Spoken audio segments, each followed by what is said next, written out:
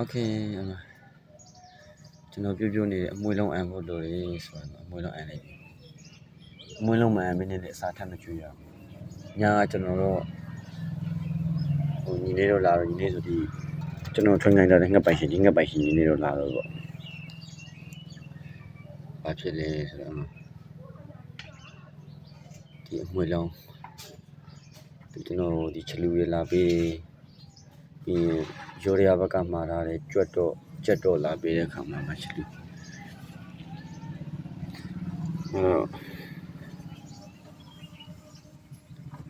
ကြွတ်မွေးနဲ့ကြက်မွေးပေါ့ကြက်ပေါက်မွေးနဲ့ကြွတ်မွေးသူအန်ထုတ်ထားတယ်သူအတွင်းမှာတော့မအန်ဘူးကွာပြင်ထုတ်လိုက်တော့မှ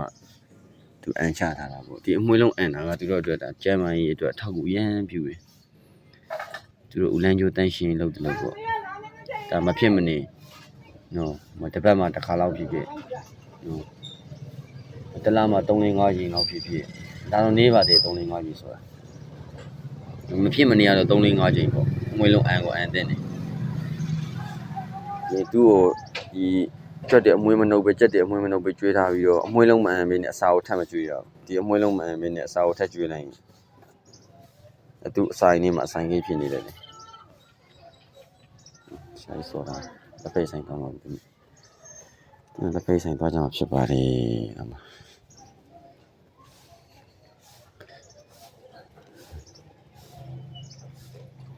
Baby morning